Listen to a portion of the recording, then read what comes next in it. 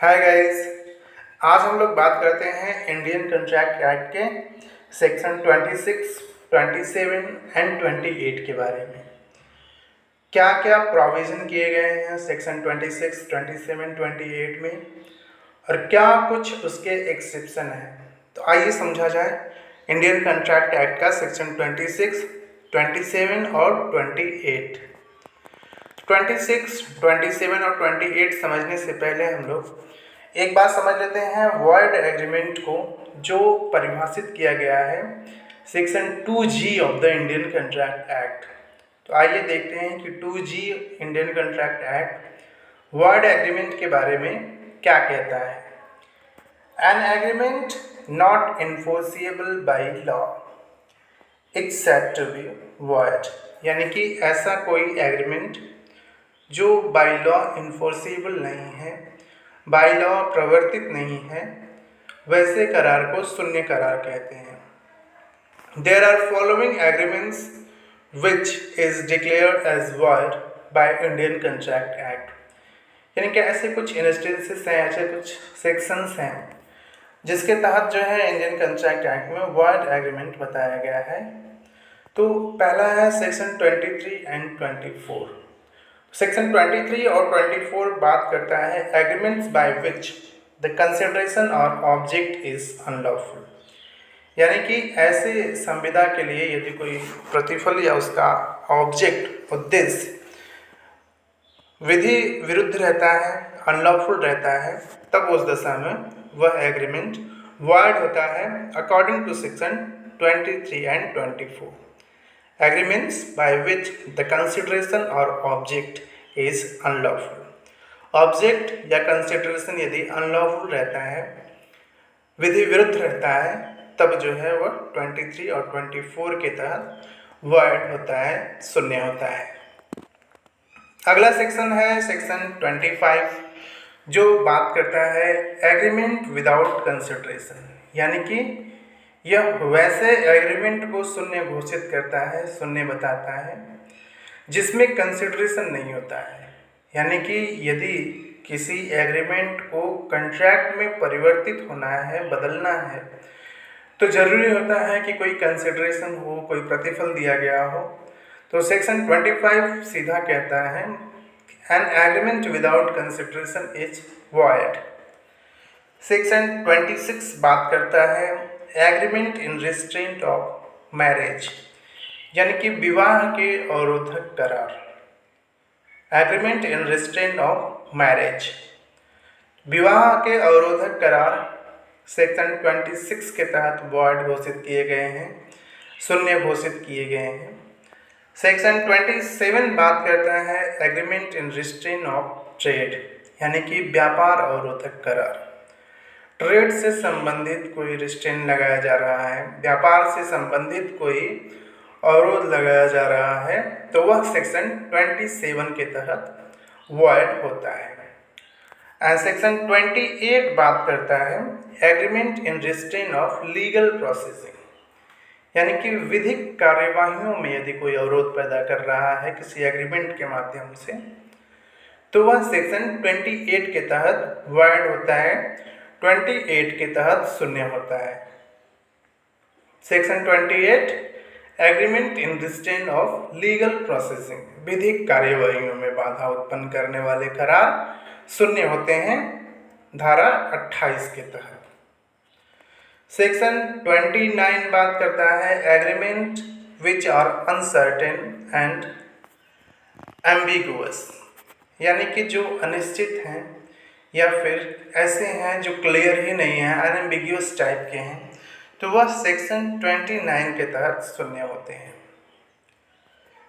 Section 30 बात करता है agreements by way of wager, यानी कि पदम के तौर पर, वेज के तौर पर, वेजर के तौर पे यदि कोई कॉन्ट्रैक्ट, कोई संविदा, कोई ऐसा एग्रीमेंट होता है, पहले तो एग्रीमेंट ही होगा, तो ऐसा एग्रीमेंट जो बाय वे ऑफ वेजर हो, तो वह सेक्शन 30 के तहत शून्य होता है, सेक्शन 30 के तहत वॉइड होता है।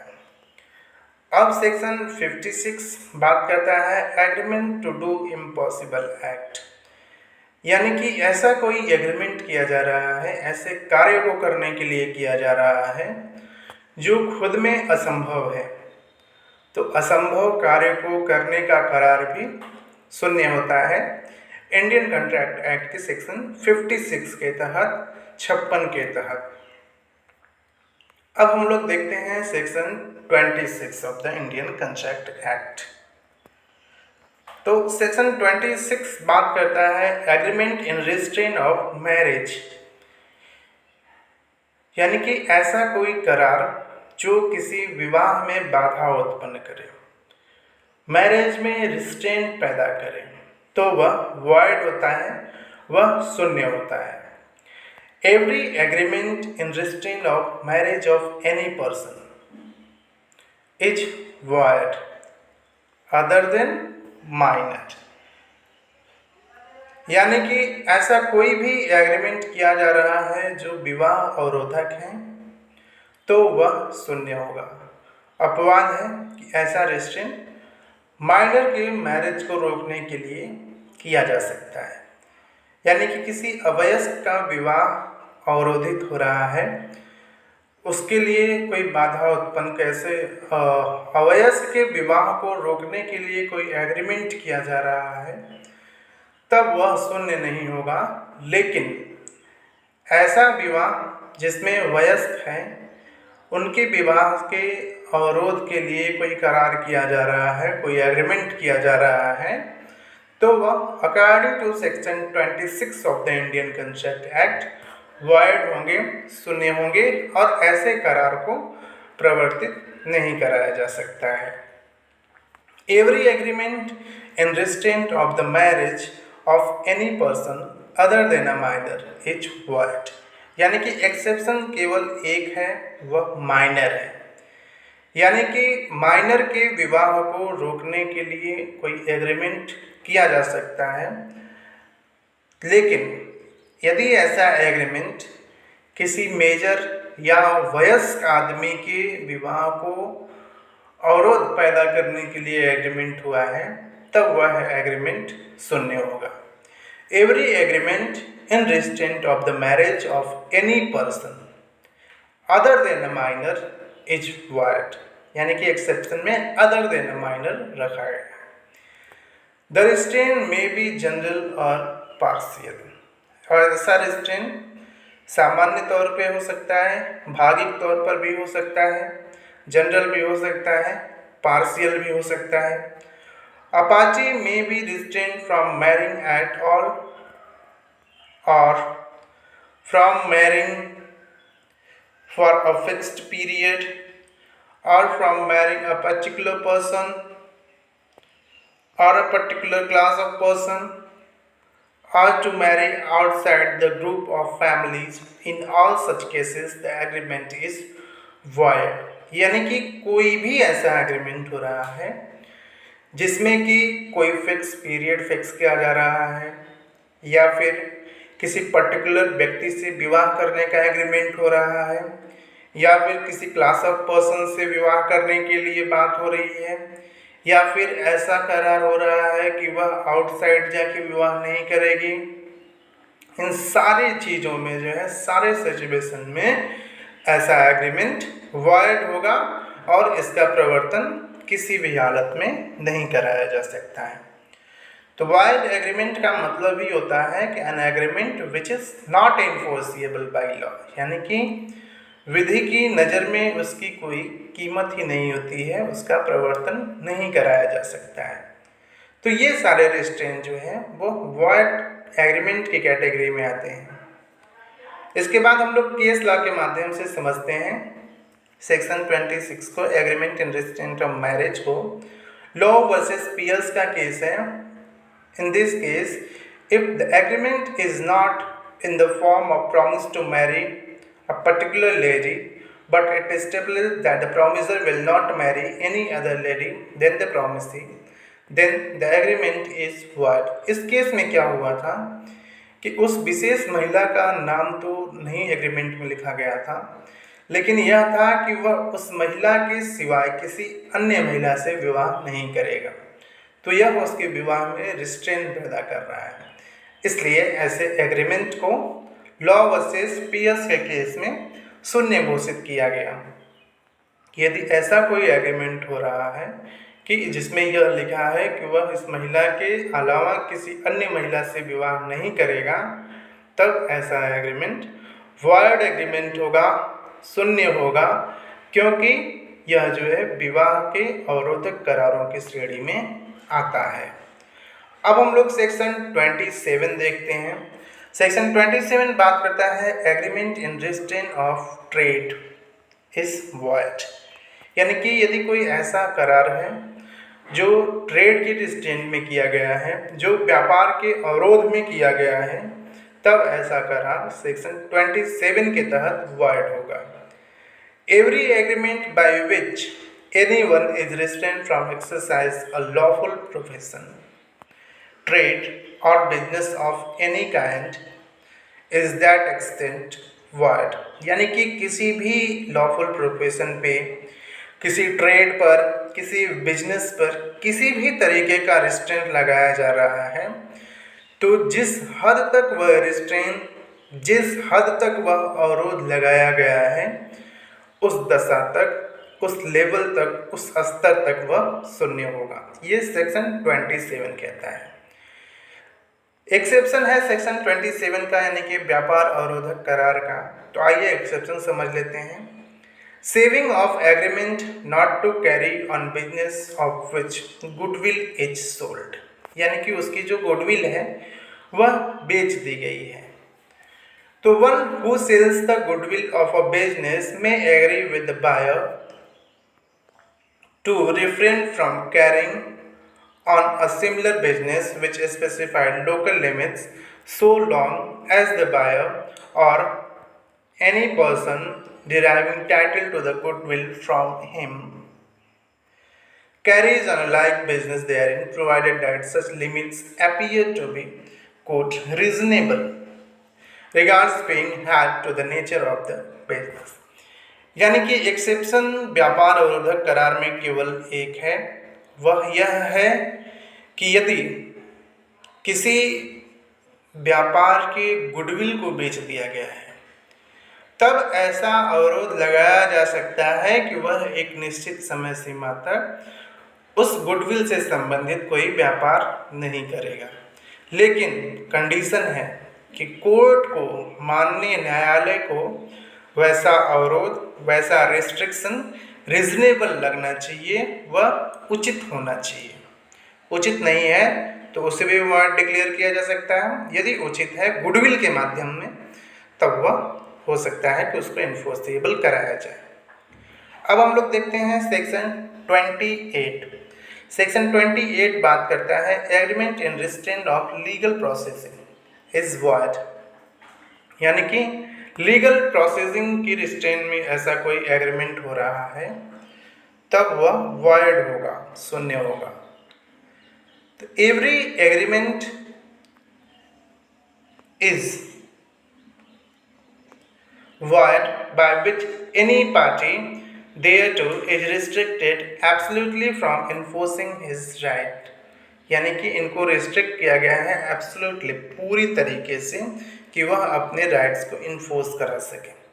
अंडर और in respect of contract by the usual legal processing in the ordinary tribunals or which limits the time within which he may thus enforce his right, यानी कि किसी भी व्यक्ति के साथ ऐसा करार हो रहा है जिससे उसे रोका जा रहा है कि वह अपने विधिक अधिकारों का प्रवर्तन न करा सके, तो ऐसा करार शून्य करार की श्रेणी में आता है सेक्शन 28 के तहत।